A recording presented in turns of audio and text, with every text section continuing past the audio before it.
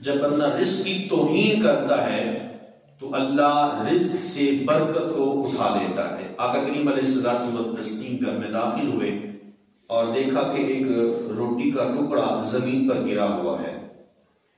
آقا کریم علیہ الصلوۃ والتسلیم نے ام المؤمنین سیدہ ام عائشہ صدیقہ عفیفہ عتیقہ رضی اللہ تعالی عنہا سے مخاطب ہو کر ارشاد فرمایا، یا عائشہ، اے عائشہ، اکرمی کریما، اللہ کے رزق کی تم عزت کرو، تکریم کرو، فإنها ما نفرت عن قوم قط فعادت الیہ۔ حضور نے ارشاد فرمایا کہ ایسی قوم جس نے اللہ کی کسی نعمت کی ناشکری کی تو اللہ اس نعمت کو اس قوم سے بھگا دیتا ہے، واپسی لوٹ کر نہیں آتی ہے۔ جب رزق میں بے برکتی ہوتی ہوئی نظر آنے لگے تو سوچے کہ میں اور آپ سب کتنے رزق کی توہین کرتے ہیں۔ وہی بات آ جاتی ہے جب کھانے کی باری آتی ہے، شادی بیاہ دیگر تقریبات پر میں اور آپ سب اتنا راشن ضائع کر دیتے ہیں، کانوں کو ہاتھ لگانے کی وہ ہو جاتی ہے کہ یار یہ عوام ہے۔ کئی تقریبات ایسی دیکھی ہیں، کئی تقریبات میں خود بھی حاضر ہوا ہوں، میں کہتا ہوں روٹی نہیں کھولی جاتی، بندے کھول دیے جاتے ہیں۔ بندے، روٹی نہیں کھولی جاتی، اعلان ہوتا ہے روٹی کھول دی گئی، میں کہتا ہوں روٹی نہیں کھولی گئی، بندے کھول دیے گئے ہیں۔ اس طرح سے جبڑ پڑتے ہیں جیسے کبھی رزق کبھی دیکھا ہی نہیں ہوتا، اور پھر سالن اتنا ضائع ہوتا ہے، رزق کی اتنی توہین ہوتی ہے۔ ایک پلیٹ سالن کی جو بھر لی گئی ہے، ہر 5 سے 7 لقمے لینے ہوں گے، باقی سالن ضائع چلے جاتا ہے، اور وہ پھر کہاں جاتا ہے؟ وہ کوڑا کرکٹ کے ڈھیر پہ چلا جاتا ہے۔ یہ رزق کی توہین ہے۔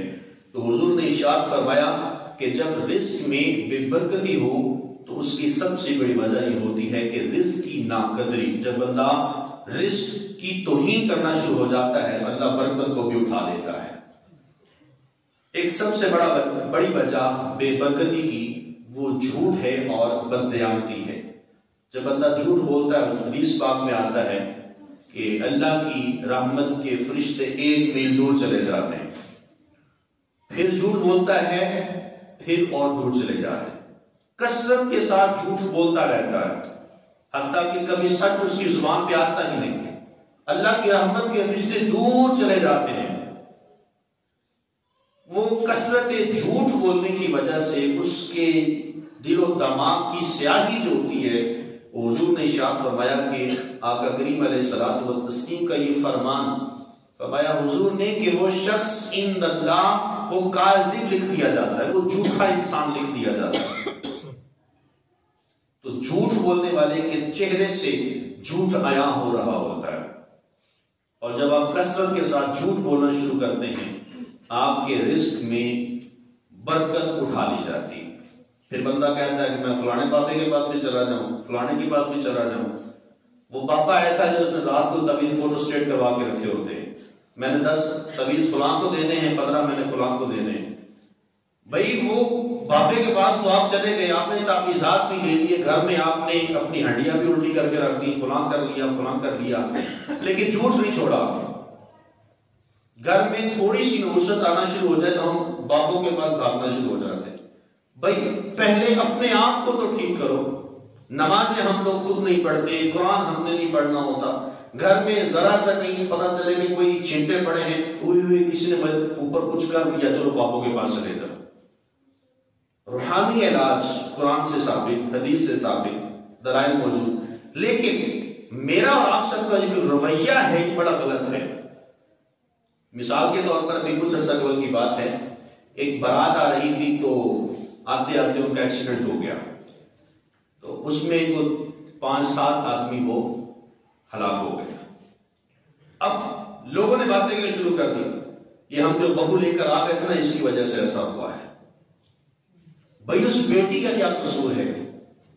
شادی سے اگلے دن گھر میں کوئی مصیبت آ جائے، کوئی تنگی آ جائے، کوئی مصیبت آ جائے، کوئی فوت ہو جائے یا کوئی مسئلہ ہو جائے، ہم کہتے ہیں کہ اس عورت کی وجہ سے ایسا ہوا ہے۔ بھائی وہ تمہاری جو بہو بن کر آئی ہے، کل کو تمہاری بیٹی بھی کسی کی بہو بنے گی، تم اس کے بارے میں تو کہہ رہے ہو کہ اس کی وجہ سے ایسا ہوا ہے، تمہاری اپنی بیٹی بھی کسی کی بہو بنے گی جا کر۔ تو ہمارا ایک رویہ ایسا ہے کہ بہو گھر میں آئے نہیں، جھگڑے شروع ہوئے نہیں۔ قرآن نے یہ ارشاد فرمایا ما اصابکم من مصیبت فبما کسبت ایدیکم، تمہارے اوپر جو تنگی اور مصیبت آتی ہے، جو تنگ دستی آتی ہے، تکلیف آتی ہے، تمہارے اپنے ہاتھوں کی کمائی ہے، جو تم نے کمایا ہے، جو تم نے عمل کیا ہے۔ اب ہم لوگ شادی بیاہوں پہ شرلیاں پٹاخے چھوڑ رہے ہوتے ہیں، اب ایک کوئی شرلی پٹاخہ ہو گئی اور طرف چلا جائے، کوئی مسئلہ ہو جائے، کہیں آگ لگ جائے، پھر ہم رونے پیٹنے بیٹھ جاتے ہیں، میرا فلانا بھی چلا گیا، وہ فلاں بھی مر گیا، فلاں بھی ہو گیا۔ بھائی تم نے کون سا کوئی نیکی کا کام کیا؟ تم کون سے وقت کے جنید بغدادی اور امام غزالی ہو؟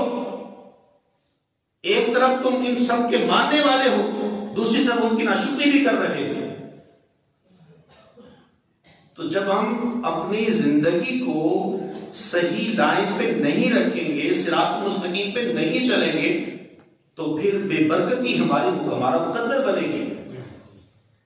اپنی زندگی سے جھوٹ کو نکال دیجیے، اپنی زندگی سے فضول خرچی کو نکالیے، بددیانتی کو نکالیے، دھوکہ دہی فریب کو نکال دیجیے۔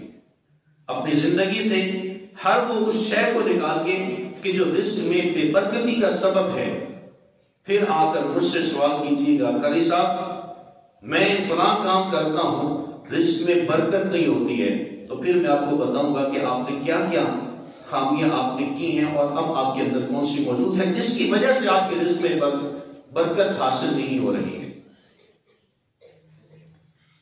غیر ضروری خواہشات آرزوئیں اپنی زندگی سے نکالیے۔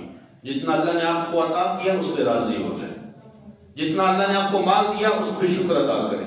لَإِن شَكَرْتُمْ لَأَزِيدَنَّكُمْ، قرآن یہ فرماتا ہے تم میرا شکر ادا کرو گے میں تمہیں اور زیادہ عطا کروں گا۔ رشوت، سود خوری، حرام کمائی، ان چیزوں کو زندگی سے نکالیے، اللہ رزق میں برکت عطا فرما دے گا۔ اپنی زندگی کا اصول متعین کیجئے، پورے دن کے اصول بنائیے، فجر کی نماز باجماعت ادا کیجئے، ظہر، عصر، مغرب، عشاء 5 وقتہ نمازیں اپنی زندگی کا شعار زندگی بنا لیں۔ میری کبھی کوئی نماز نہیں چھوٹے گی، میں کبھی کسی کے ساتھ جھوٹ نہیں بولوں گا، میں کسی کے ساتھ دھوکہ نہیں کروں گا، میں کسی سے کوئی رشوت نہیں لوں گا، سود خوری نہیں لوں گا، حرام خوری نہیں کروں گا۔ میں جب بھی کوئی فیصلہ لینا چاہوں گا میرا فیصلہ قرآن اور سنت کے مطابق ہوگا۔ تو پھر دیکھیے اللہ آپ کے رزق میں کس قدر برکتیں عطا فرماتا ہے۔ قرآن سیکھیے، حدیث سیکھیے، اللہ نبی کے احکامات پہ عمل پیرا ہوں، اسی میں برکات ہیں۔ یہی بندگی ہے، زندگی آمد برائے بندگی، زندگی بے بندگی شرمندگی، زندگی وہی زندگی ہے جس میں رب تعالیٰ کی بندگی شامل ہے، وہ زندگی شرمندگی ہے جس میں رب تعالیٰ کی بندگی شامل نہیں ہے۔ اللہ مجھے اور آپ سب کو توفیق عمل نصیب فرمائے۔